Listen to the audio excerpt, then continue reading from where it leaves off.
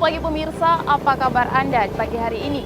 Senang sekali saya Graciela Taime dapat menjumpai Anda dalam Berita Papua.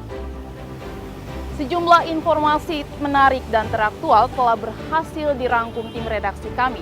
Berikut 3 berita utama hari ini. Pemusnahan aksesoris mahkota burung cendrawasih menuai protes ratusan orang di Kabupaten Bovendigul.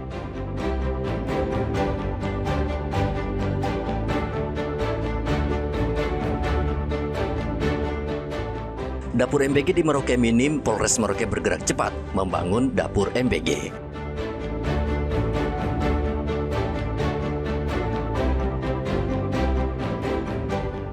Beras medium dan SPHP dijual tidak sesuai harga eceran tertinggi. Satgas Pengendalian Harga Beras kumpulkan distributor dan bulog di 3 provinsi.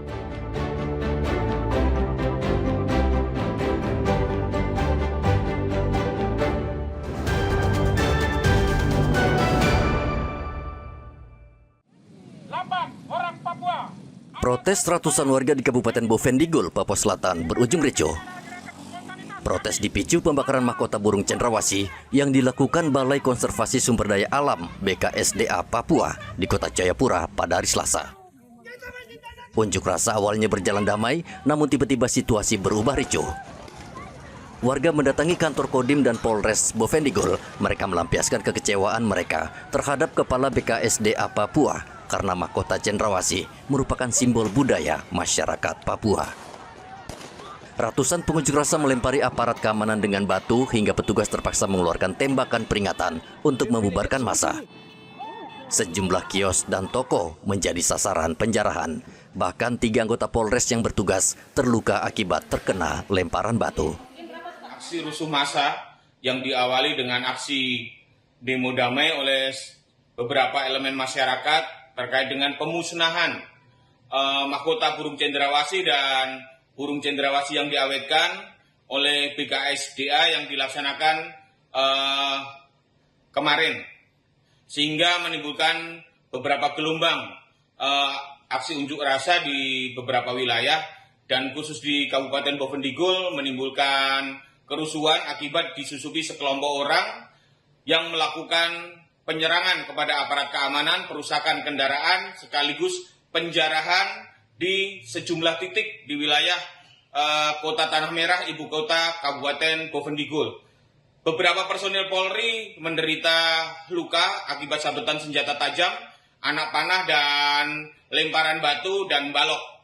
Sementara warga pemilik toko menyelamatkan diri akibat penyerangan dan penjarahan yang dilakukan oleh aksi massa tersebut. Meski pendemo sudah bubar, namun polisi masih berjaga di sejumlah lokasi mengantisipasi adanya serangan susulan. Polisi mengimbau warga tidak bertindak anarkis saat menyampaikan aspirasi. Arthur dan Muhammad Ridwan melaporkan dari Bovendigul, Papua Selatan.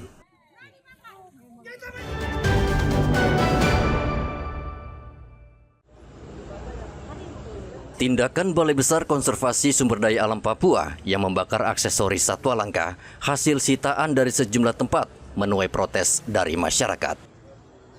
Kepala BPKSDA Papua Joni Santoso menyampaikan permintaan maaf sekaligus memberikan klarifikasi terkait langkah BKSDA tersebut.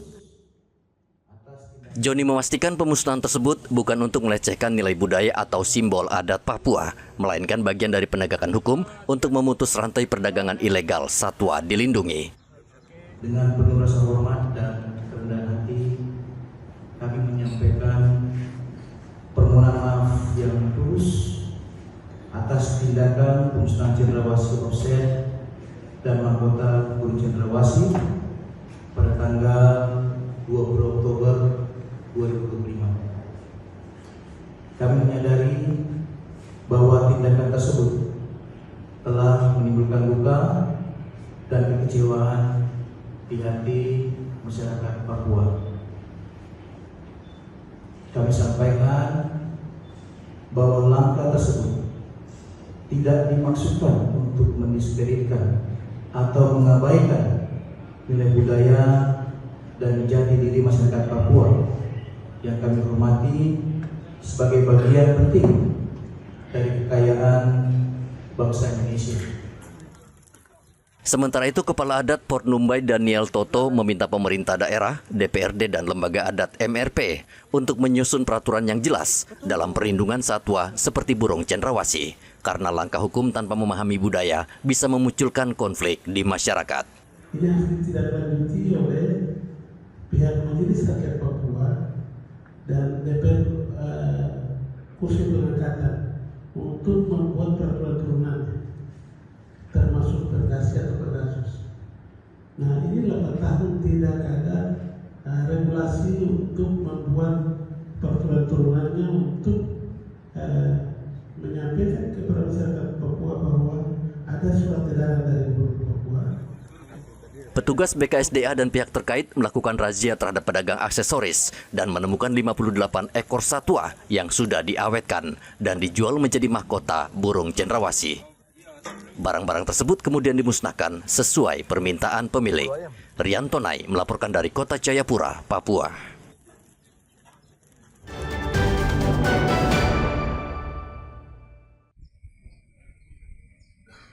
Polres Merauke akan segera mengoperasikan Satuan Pelayanan Pembunuhan Gizi atau SPPG Polri di wilayah Papua Selatan. SPPG ini akan mendukung program Merauke Bebas Gizi Buruk atau MBG yang saat ini tengah digalakan pemerintah dan kepolisian. SPPG Polri tersebut akan beroperasi pada awal Desember mendatang dan merupakan upaya kepolisian membantu meningkatkan gizi anak-anak di wilayah Papua Selatan. Menurut Kapolres Merauke AKBP Leonardo Yoga Mersuke, program ini menargetkan lebih dari 3.200 siswa di berbagai sekolah yang menjadi penerima manfaat. Untuk rencana penerima manfaat diperkirakan ada 3.200. Dan nanti dalam pembangunannya kita akan berkoordinasi dengan teman-teman Badan Gizi Nasional tentunya, dan juga melakukan analisa dan evaluasi terhadap SPPG yang sudah lebih dulu berdiri. Apa yang kurang kita harus perbaiki.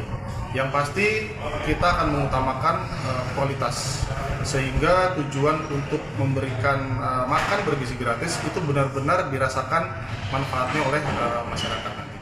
Polri akan menyempurnakan program tersebut, terutama sekolah-sekolah yang belum tersentuh bantuan makanan bergizi. Provinsi Papua Selatan masih menghadapi masalah gizi buruk, terutama di Kabupaten Asmat.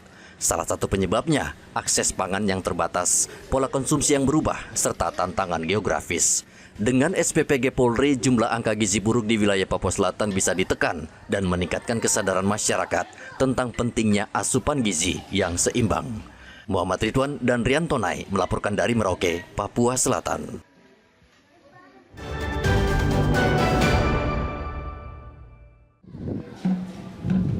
Dinas Ketahanan Pangan memberikan tambahan makanan bergizi ke Sekolah Dasar Negeri Amole, Kabupaten Mimika, Papua Tengah, yang bersumber dari bahan pangan lokal.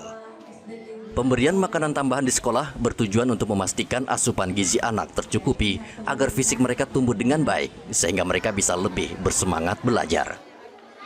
Asisten Bidang Administrasi Umum, Evert Hindom, mengatakan tambahan makanan bergizi berbeda dengan MBG, karena ini dananya diambil dari APBD Kabupaten. Harapan kami pemerintah bahwa program pemberian makanan tambahan untuk anak sekolah dasar tidak hanya berhenti pada pemberian makanan saja, tapi juga menjadi momen untuk mengedukasi anak-anak dan guru, anak-anak dan orang tua tentang pentingnya pola makan yang sehat. Serta harapan saya dalam Kabupaten Mimika agar anak-anak ini dapat tumbuh menjadi generasi yang sehat, cerdas, dan berprestasi. Selain memberikan tambahan makanan bergizi, pemerintah kabupaten juga melakukan sosialisasi tentang makanan yang beragam, bergizi, seimbang, dan aman di sekolah. Program makanan tambahan ini sudah berjalan sebelum pemerintah mencanangkan program makan bergizi gratis.